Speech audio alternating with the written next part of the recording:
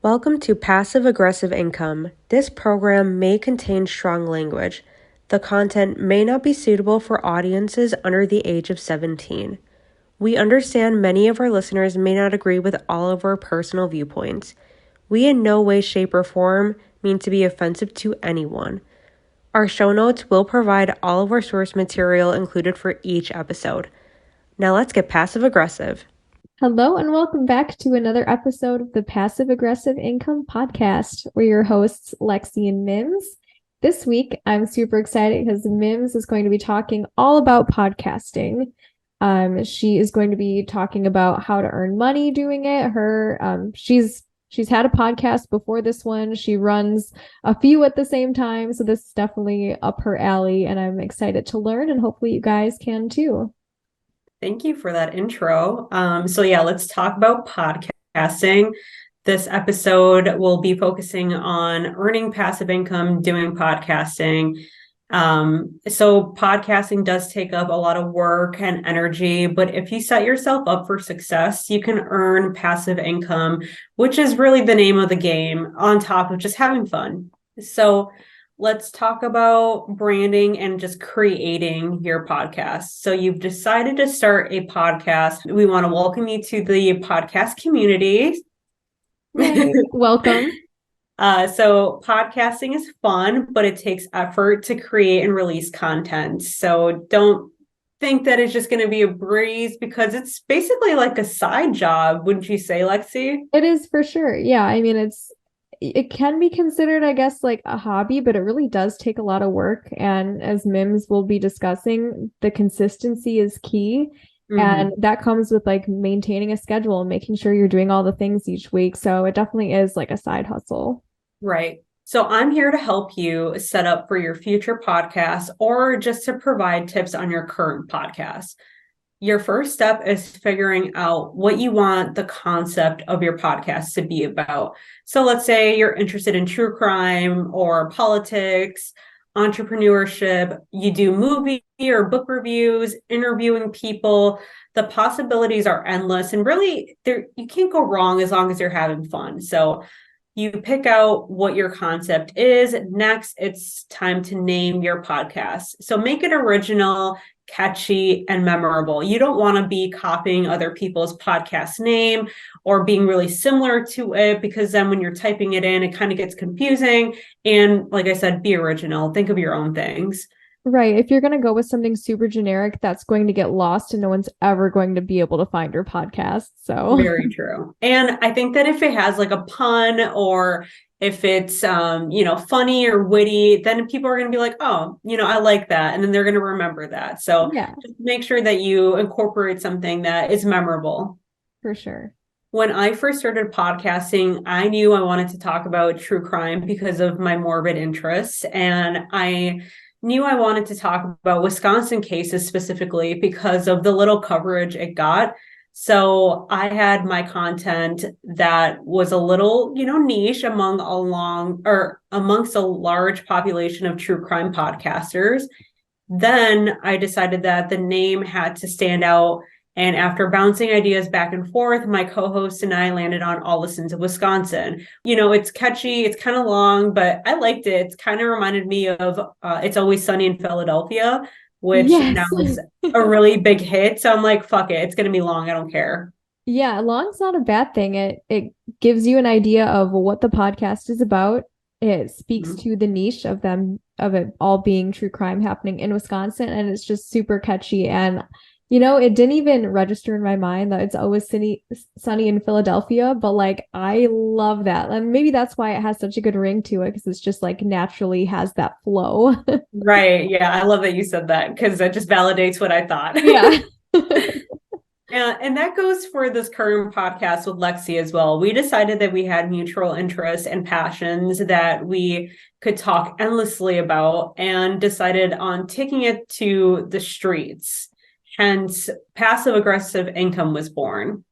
Yeah, and I have to give all credit 100% to Mims for the name, because I'm terrible at naming things. I think I've said this on like maybe one of our first episodes too. But passive aggressive income, I love that name. I think it's so funny, especially being two like women from the Midwest, Right. as like so many layers to it and yet explains exactly what it is that we're talking about on this podcast. Exactly. And it's not a requirement to have two hosts on a podcast. It doesn't make a podcast any better. In fact, there are a lot of great podcasts with only one host, like Killer Psyche, if anybody has heard of that. Phenomenal podcast. And then something was wrong. And there's so many more that are out there that it's just one person, getting down in the nitty gritty of it by themselves, and they do a really good job. So if you don't have a co-host, don't let that stop you because you alone can do it. However, if there are two hosts, make sure it is clearly outlined who does what. Podcast takes a lot of energy and time and creativity, so it's important to divvy up the responsibilities before starting so that one host isn't doing more than the other one, which could lead to, resentment, and that could translate when you record. So you just want to make sure that you both are on the same page so that your content doesn't suffer. That's a really good point. Having those things clearly outlined before you even get started and making sure expectations are set. You can have a written agreement if you feel like that's helpful. I think Mims and I had talked about like making a written agreement that we're just like, you know what, whatever this works, like we know what we're both responsible for, and we stick with those tasks and collaborate on some things, and that works for us, but knowing what works for you is key. Yeah. And I think that when you have a co-host, like Lexi is my co-host, that I truly have just a really great time collaborating with and working with. It makes it more fun, and it makes it less of a job and more of, like you said, more of a hobby, more of a fun time, just chatting with my friend, rather than it just being another time or another day of recording and I have to get all these things done. It's not a drag for me. So finding that one person that really takes ownership and their responsibilities, and you as well, is really important. Yeah, and I think finding those people that you really click with is just going to make the podcast better too, because when you have more than one person, you guys can actually like have a conversation that's going to be way more enjoyable than like forced banter. Right. Yeah. Now, if you have a team behind your podcast and it's not just on the host to record, edit, and create content, then that's more power to you. You don't have to focus on the behind the scenes stuff. You're the talent. So you just, bring your own energy and let the team work behind the scenes for you. So now you have your content figured out. And if you have one host or multiple, and your name. Next, you're going to need to think of cover art that displays who you are on a streaming platform. You can go about this in many different ways, like creating digital art that pops, making it your face, or maybe it's nature-based, whatever it is. My advice is that it's eye-catching. So you just want it to stand out. There's 1,000 podcasts out there. Make sure that yours stands out. And that also fits the content of like what you're actually going to be talking about. And I know this was something that Mims and I were talking about too, when we were deciding like we wanted the cover to be a picture of us together. And we talked about like going somewhere in nature and taking pictures. And then we're like, well, I don't know if that really fits our brand because we're talking about like boss business stuff and money and whatever. And so we decided to go to like a really cute coffee shop and take pictures and dress up a little bit nicer. And I think that fits our brand a lot more than if we were to just like go out in nature, although that's something we both enjoy as people. Right. Like aesthetically, you can't go wrong with nature, but like Lexi said, it didn't really fit what our content was going to be about. So we wanted it to be tailored more towards what our image and our brand was going to be looking like as far as what we're going to release as far like episodes. So then you and your co-host, or just you, need to determine how many times you will release an episode per week or per month. Like, are you going to release bi-weekly, or maybe this is going to be your full-time gig and you're going to release 2 episodes a week? That's completely up to you. The more quality content you have out there, the more you keep listeners interested. It's also important to determine what day and time you're going to release your episodes. Think about when you, as a listener, listen to episodes of your favorite podcasts or YouTube channel.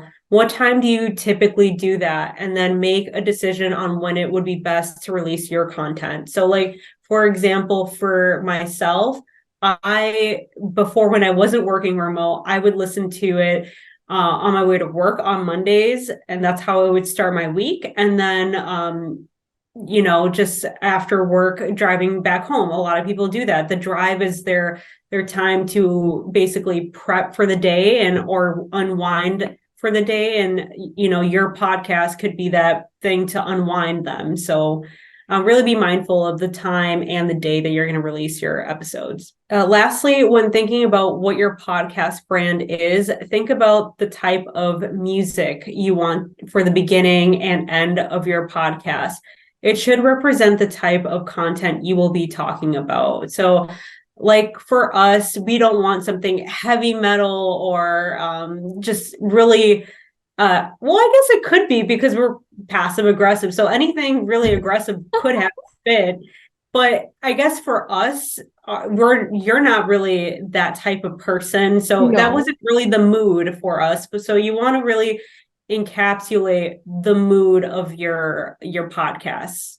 Yes, exactly. Let's talk about the setup. So setting up for your podcast, my personal opinion, get yourself a good mic. I use the Blue Yeti, which has different settings on it. It is a USB or Bluetooth compatible, and it's one of the top rated mics out there.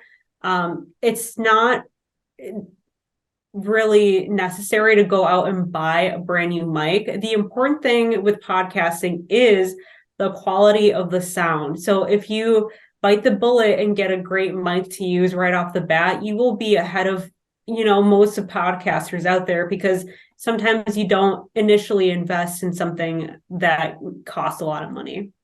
Having good sound, it really is the most important thing that you can do, especially for a podcast, because unless, our listeners are watching on YouTube, the whole point of it is like you're listening to someone talk. And so you need to have good quality. And even if you are making like YouTube videos or, just like other videos, like it doesn't matter how aesthetically pleasing and beautiful and like cinematic it is. If the sound sucks, no one's going to want to watch it.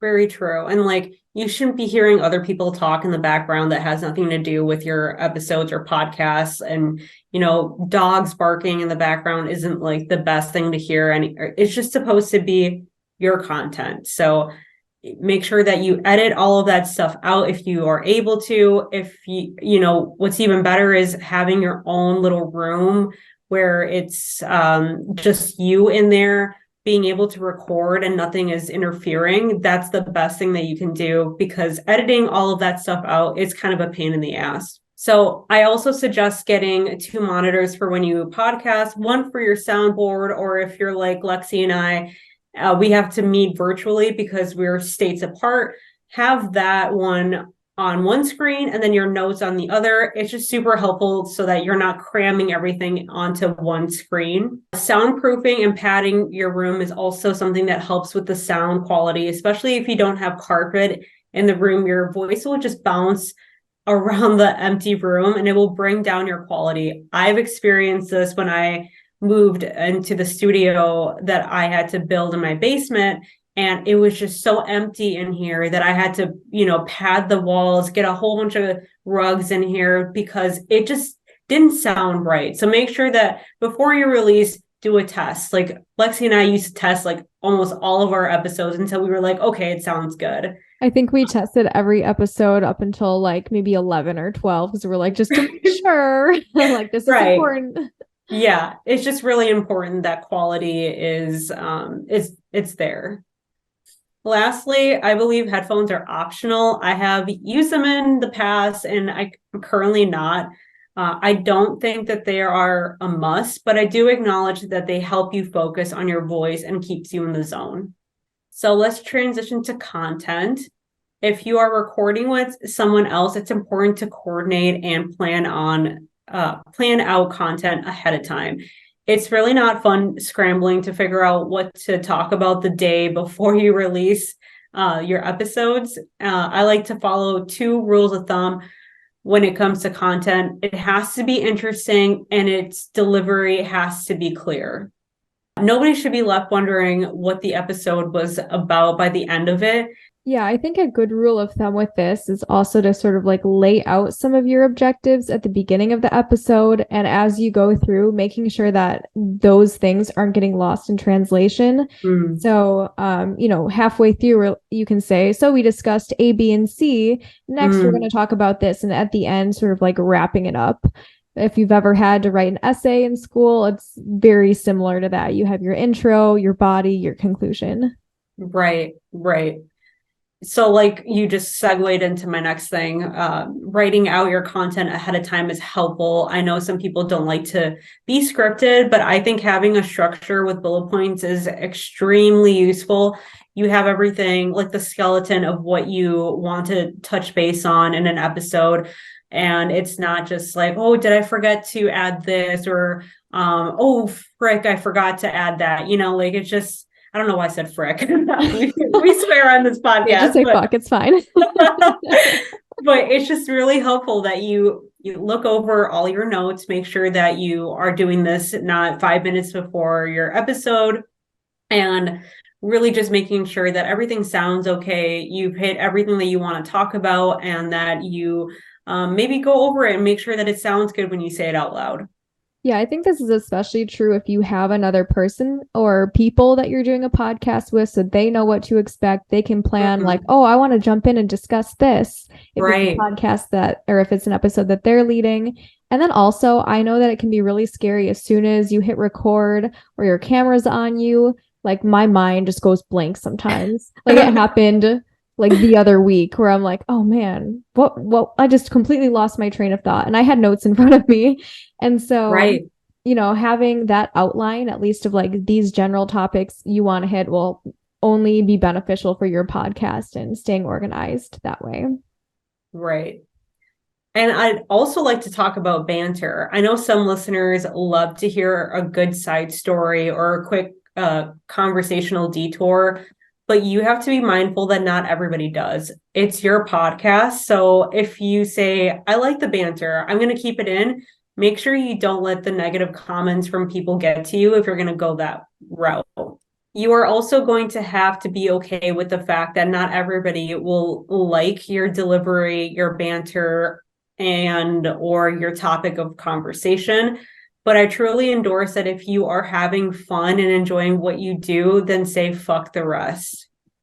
That doesn't mean that you shouldn't always strive to improve or listen to constructive, and I emphasize constructive criticism. What I'm saying is that there will always be people that are haters, people that don't like what you have to say, and people that don't like the sound of your voice. If you're putting yourself out there in the name of creativity and fun and passion, then nothing else really matters. So don't let other people really get into your head. Yeah, the thing is that there's, nearly 10 billion people out there, and maybe not all of them are going to listen to your podcast, but for the people that do, everyone has a different flavor of what they're looking for. Everyone has their own opinions, and a lot of people like to talk about their opinions. So try not to let those things get to you if you are on the receiving end of negativity without the constructive part. I think it's important to learn how to take constructive criticism, but if it's just useless, like just people being mean, then really try not to let that get to you, and also acknowledge that by podcasting and putting yourself out there on the internet for other people to see, it's a possibility that that might happen. And so you just have to be prepared for it. You really do. There are a lot of different platforms you can release your podcast from, but I am only going to plug one, and that is Spotify for podcasters. It has everything you need. It has editing tools, music tools. It stores your recorded content. And once you have enough listeners, it will push you out to other streaming platforms besides Spotify, which is really cool. You don't have to do that manually. They'll do it for you. Spotify for podcasters provides you with ads. If you have ads on each episode or subscriptions on episodes, that is a way to earn money from all the hard work you committed to. The more you grow your following, the more money you can make, and the more you can expand when it comes to ads, sponsors, and business opportunities. Social media is also an important aspect when it comes to podcasting. It's a truly powerful tool when it comes to exposure. It helps when you're it helps when your content looks uniform, fun, and cute. Lexi and I decided that we wanted to have our own branding colors, which she put me on. I would have never thought to have branding colors. I feel so fancy even saying it. So fancy, yeah. Social media, branding, all those kind of things are what I've had my business doing for the last 4 years. So you guys can definitely expect an episode on branding and how to be successful on social media. Right. So if you take a look at our social media, it has a very cohesive look to it, which I can credit Lexi to because she keeps it really nice and tight. Thank you. Yeah, it's very pleasing for my brain that way. So like I couldn't not do it that way. If you look at my personal Instagram too, it has a theme, it's got a brand. Yeah. And then using hashtags to your advantage. And if you are recording your face, cut out fun and interesting tidbits from the conversation that is under, I would say, like a minute to post as a reel so that new listeners can find it online. Posting a little bit of the conversation will leave the viewers wanting to hear the rest of it if it's interesting enough. So that is something that, I practice on both of my podcasts, and it really has led to some results. It's like a little sneak peek into like what's actually happening in that like 30-minute episode. Is that really worth me going all the way to the podcast to listen to the whole thing? And if you can capture attention with that 1 minute reel, then oftentimes that is how you get people to actually listen to those episodes. For sure. And everybody's on Instagram or Facebook anyways. So just putting your stuff on there when people are already using it won't hurt. And if people find you through that, that's awesome. Making sure that your streaming links are everywhere on your social media platforms, like in the bio, on each post, and anything else that is relative is huge.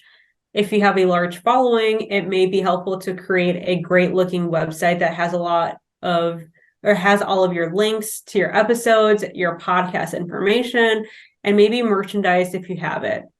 And then following other podcast accounts that are in the same niche as you will help bring you fresh ideas, possibly open up some room for collaborations, and most importantly, integrate you into the podcasting community. If you want support from fellow podcasters, make sure to also give it as well. So I'm just going to leave off with a few pieces of advice. I have a few pieces of advice for our listeners that are interested in creating a podcast. Holidays affect your downloads and streams. People that road trip and need quality content to listen to on the open road love to listen to podcasts. You can only listen to a playlist so many times, so be mindful of that. Also, there will be times that your listeners may drop off. My opinion is that if you're doing this for fun, and even if you're not doing this for fun, don't beat yourself up about it. All you can do is keep focusing on your passion, and those who are interested will show up to listen. I think that's such a good piece of advice, is like making sure that you're doing it for you and you're not so focused. I mean, so engagement and numbers and listeners and followers, those are all good metrics to keep an eye on, but don't take it so personally, because what you can control is the content that you're putting out there and the quality of the content and the variety of things you're talking about. What you can't control is if people follow you or not. So just making sure you're doing the things and you're giving it your best shot. Eventually, people are going to start listening. It might take maybe only a few episodes. It could take several months. It could take years. But if you are putting out content to the best of your ability, then the people will eventually come. But know that that's not the numbers itself is not in your control. Right. And one thing that's going to help you is consistency. Consistency is key. If you're constantly missing your episode release dates, and some episodes are great, but the other ones aren't so great in content and sound, you will experience listeners that drop off. So the more that you put into it, the more that you will get out. And I think that that's just, relative to anything in life. So if you like the way it sounds, most likely other people will. If you don't even like the way it sounds, nobody else will either. So make sure that you're listening to the way that you're delivering things. Make sure that you're editing what needs to be taken out and making everything sound really nice and cohesive, and making sure that you are releasing when you said you're going to release, so that your followers can still your followers can have that consistency and always look forward to your episodes being released on a certain day. So this is really, really important. Do not plagiarize your information and cite all of your sources. It is important to give credit to the owners of the information you found and use. Do not use their work without giving them credit.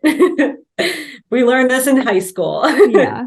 And if you think like, oh, I have a small podcast, like it's fine, I don't need to do that. Well, you still need to do that. And eventually, hopefully your podcast takes off and it does really well. People are going to find things like that, and it's going to make them lose trust in you. For sure. Lastly, I'm going to end on a positive note. Haters are going to hate, and ain'ters are going to ain't. So don't let people in your head, don't let the opinions of others get to you if it's just pure negativity. I see people that put themselves out there, and I look in the comments sometimes, and like the people are just so freaking mean. I just don't understand that. They'll go out of their way to make other people feel bad when they're not putting themselves out there like we are or they are. And it takes a lot. It takes a lot for us to do this. We have to plan things out. We have to have scripts. We have to have, I furnished a whole fucking room in my basement. Like, come on, I'm doing what I'm doing for fun. And then if people come and shit on it, that's on them. That's not on me. So as long as you are having fun, putting yourself out there, then the rest doesn't matter, because nobody else knows the process or the commitment and what all goes behind the curtain. So you do you. And if podcasting is what you want to do, then you do it to the best of your ability, and then fuck the rest. Yes, well said. I couldn't end on a better note. Yeah, I have nothing else to add to that. That was awesome. All right. Thanks, you guys, for joining in on another episode of Passive Aggressive Income. Make sure to follow us on Facebook and Instagram. If you subscribe to us on Spotify, then you will be able to see all of our new released episodes, and make sure to leave us a glowing review on there, because that's going to pump us up in the ratings. So thank you guys so much. Yeah, thank you guys. We'll see you next Monday. Bye. Bye. Passive Aggressive Income was written, recorded, edited, and produced by co-hosts and creators Mims and Lexi. We truly want to thank our listeners, collaborators, friends, and family that continuously support us for all the love we receive. If you enjoy our show, please give us a glowing rating and review on Apple Podcasts and Spotify. Also, follow us on Facebook and Instagram to see what we are up to. For any inquiries, please email passiveaggressiveincome2023@gmail.com. Episodes of Passive Aggressive Income are available wherever you listen to podcasts, so make sure to subscribe and like us on your favorite streaming platform.